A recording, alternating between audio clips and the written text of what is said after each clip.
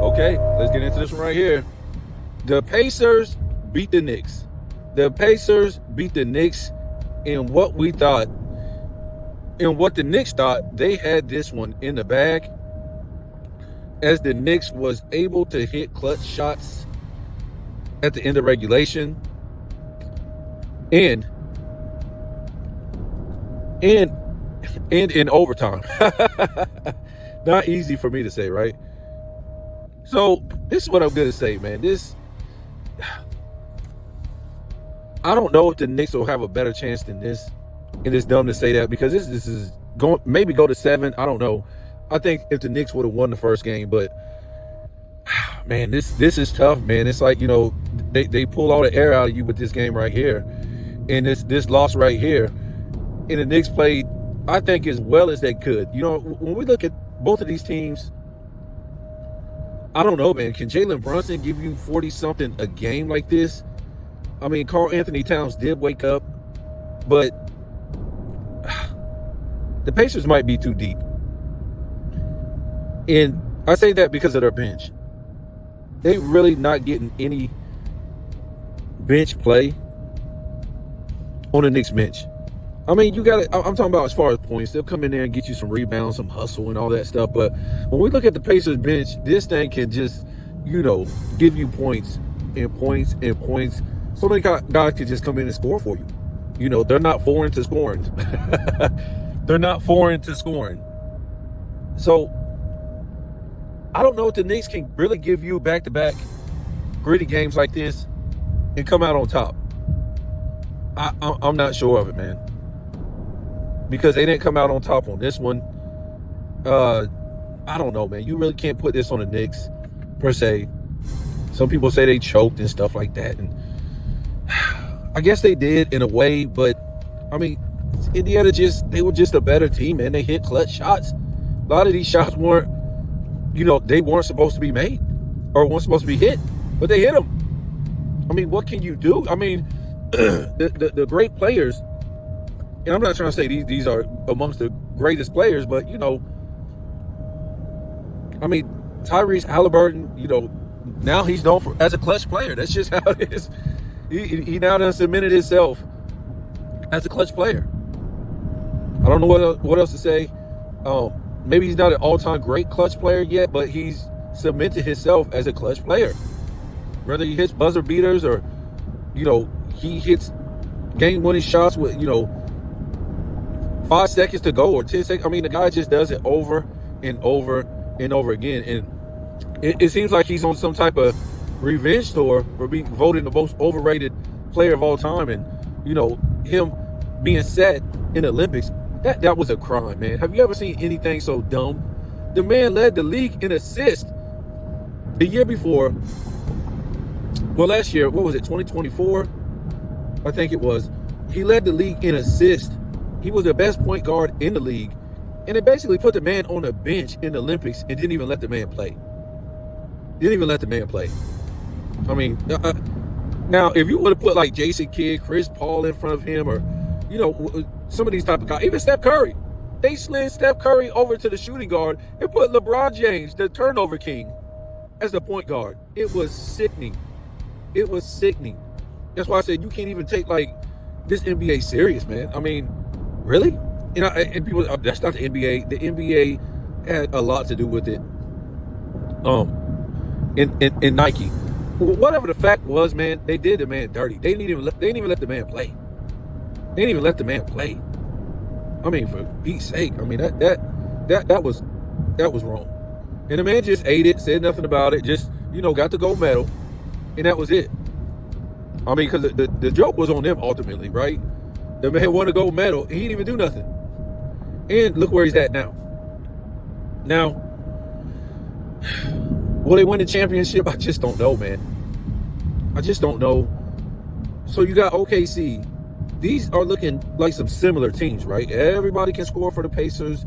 I guess they can play defense. This ain't, whatever we want to think about defense in this era, especially with OKC, I wouldn't consider this one of the most historic and guy by guy great defenders of all time. I just wouldn't.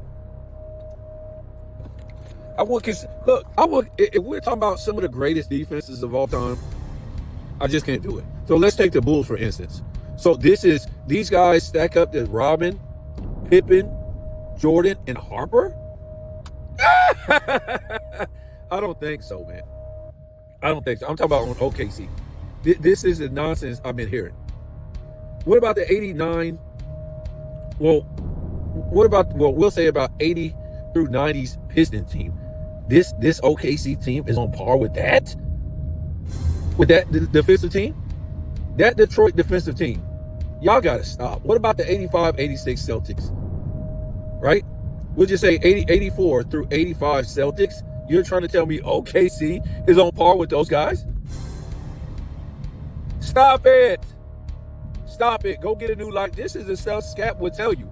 He would actually tell you this. He would actually tell you this nonsense. Or we could say some of those Spurs teams, right? On par with some of those Spurs teams that won championships defensively. Stop it. What about, what was this? I can't think of the team. Even, I would say back-to-back Jazz team. 97, 98. Great defensive team. Great defensive team. You got Stockton, who was always on damn defensive team. Then you got Malone. Start making defensive teams, even though he should have made more, which is tough, man. They were going against some guys. And, Greg Ostertag back there, and, Jeff Malone back there, and, you had some guys, man. Even Hornacek was known for a defender. How many defensive teams is Jeff Hornacek making this era where superstars don't even make defensive teams? See, I'm not even gonna say it, man. I'm not. I don't have time for this. It's Fugazi, OKC in a defensive. Well, hold on. I want to say it's Fugazi. To me, I don't know, man. I just couldn't put them. Even some of those '80s Lakers have better defenses, and some of those '80s Milwaukee's teams have better defenses. We could just go on and on and on, man. We could just go on and on and on. So, to me, it's whatever. They are what they are in this era. It's kind of like, me saying, oh, this is one of the greatest offensive teams ever in this era. But how, though? If we say there's no defense in this era, how are they one of the better offensive teams of all time? I'm just saying, for whatever team we want to say, right? This team put up all these points. So we'll say OKC, right? We're talking about offensive and defensive differential of all time. So for them, it's kind of dumb because it worked both ways, right? So if they're the greatest offensive team of all time and you're in the least defensive era of all time, how dumb does that sound? What? And they're the best defensive team of all time according to differential. But there's no defense. Does that make any sense? And where the defense would come in as far as the defensive differential. Look, man, I'm not trying to say they don't play no defense, but because they play a little bit of defense, the opponent is like, what are you doing? I thought we were supposed to let each other get stats. And OKC said, no, we want to win a championship. We want to do great things. So, look, they ain't Fugazi, but overrated. Overrated. You just got to stop. Oh, speaking of that, like I was saying a minute ago, I think OKC can, make it to the finals. And this will be a good matchup because you would have the Pacers. Not the Pacers. Yeah, the Pacers. You would have the Pacers. And you would have OKC. I think it's a better matchup because they're just deeper. Unless the Knicks can come off get guys to come off the bench and score. Even if they would have won game one, I just didn't see them winning this series. Now that I look at it, and it's crazy because they almost won game one. But guess what? The Pacers almost lost game one in game two against the Cavs. In one. So we'll see right here. We have them playing Friday. This thing is going to go fast, man, because the NBA is just like pumping these games out real fast. And they really have to because what is this, like the 23rd already or something like that of May? this thing's going fast, man. I'm talking about wow fast. Time goes fast, man. It's just so nuts. I remember when I was young, man. I remember, I don't know what I had to be. I had to be, I want to say, but between I was like 9 years old and I don't know, 12, 13, maybe 14. I would always say, man, I wish time would speed up. I hate being, you know, a kid and all this stuff. I never even liked school. I'm gonna tell you straight up. There's nothing about school that I like. You know, maybe the girls. That's it. I really didn't like school. It was boring. It was boring. So, of course, I wanted to grow up as far as, you know, so this school thing could end. But that wasn't even half as bad as being poor. When you grow up poor, you don't have nothing. You don't have nothing. So you just, you know, you just go out and play, and hopefully the days will go by fast, especially in the summertime, is what I'm talking about. But, you know, the summertime was really bad because we didn't have any food. And I told people before, I said the only thing I liked about school was you got to eat. We got to eat breakfast and lunch. Well, at the summertime at my house, you only really ate, you know, I don't know, maybe one time a day. That's how poor it was. And no parent was in the house all day. So, I mean, you get used to it. You get used to it because as a kid, you just go out and play, man. You're not like hungry like that. But, you know, as bad as school lunch was, I mean, yeah, and breakfast was, it was better than having nothing. It was better than having nothing. So, yeah, man, when I was young, time just goes by. When I was young, time went by slow. And I used to think, man, I wish this thing would speed up, man, so I can be an adult. I don't want to be told what to do. This is boring. I want to get some money and blah, blah, blah. I want to have fun. You know what I'm saying? We didn't go on like summer vacation like the rich kids or nothing like that. It was pretty much just go outside and find something to do all damn day, really, in the summertime. But when you become an adult, I think when you hit your 30s is when it goes really fast. And from what I know is, like, they speed up time like every year, right? Because they control time. And I don't know when it was, but I think it's of late, they just sped up time, right? Because from what I know, I'm not going to get into, you know, who told me, blah, blah, blah. But, you know, the powers that be control time with the clock. So they move it like a second or two every year. And you might think that's not fast, but it actually is. But we'll get off of that. Whatever. Look, we'll see what Anthony Edwards tonight. I promise you, all these Anthony Edwards defenders are gonna have to face the music in the morning. I didn't get on Anthony Edwards per se for having a bad game. He didn't have a bad game in game one. He didn't. But at the same time, man, you take 9 shots and you stop taking shots. Like, what are you doing? This would be as bad as him bricking it up from the field. If I'm not mistaken, he took 9 shots. I don't know. Did he take 9 shots? I don't know, because the man.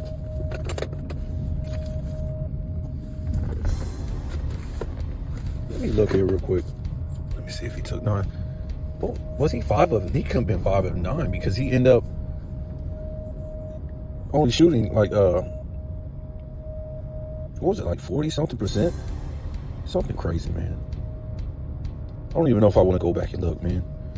You know,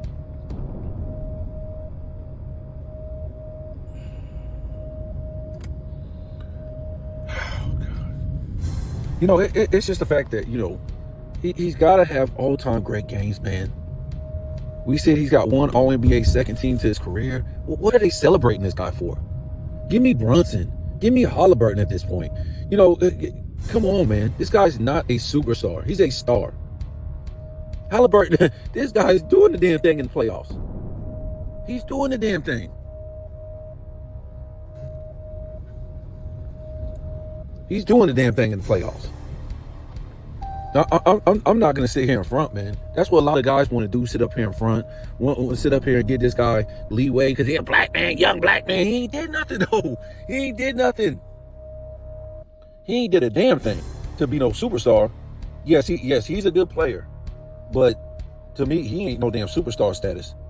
People out there, boy, y'all got some explaining to do by the time this series is over. I don't care if they lose. I'm not talking about that. So that's what you guys always want to talk about. So let me see. Okay, so I'm sorry. Yeah, he was 5 for 13. What was I talking? 5 for 9? I think that was Joker. So 5 for 13 in, wow. So out of 8 of those shots was from 3. No, my fault. Out of he shot 13 times, 13 attempts, but 8 of them was from the 3. That's crazy, man. Like I said, that man needs to give you about 20 shots, 18 points. And again, not that his team was, doing the damn thing, but Julius Randle scored 10 more points than this guy. It was 5 for 6 from the 3-point line. I'm just trying to tell you guys, I don't know what else to say. It's going to be some crazy stuff going on. This guy comes in and does the same performance as last time. And like I said, he didn't have a bad back end. He just didn't shoot, man. And for whatever reason, you can chalk it up to OKC. That's fine, their defense. But let's stop making up excuses, man. The fact is, y'all going to have to face the music tomorrow morning, Friday morning. You have to face the music if this guy puts on a performance like this again, or it could be worse. See, I don't want to hear nothing. I'll give props if he lives up to superstar status, because that's what when these guys live up to superstar status, dudes want to celebrate. But that's what they're supposed to do game to game. This is what they're supposed to do in the playoffs. This ain't supposed to be celebrated. A series playing like a superstar, that's supposed to be celebrated. Not every other game or 2 games out of the series, and then you blame teammates. So to me, the Knicks are in trouble. This was their best blow. They could have gave Indiana, who was a deep team, and they still lost. So this is deflating, and I'll be shocked if they win the series. Even if it goes Game 7, I'll just be shocked. I could see them losing this series at 5 now. If Knicks would have won this first game, I could see them winning the series easily. But just the way it went down is very deflating for the Knicks. And I don't think Brunson can continue to put up 40 points per game every game. Every game. Then again, he might. This is Jaylen Brunson. This guy, whatever, man. I think it's over now.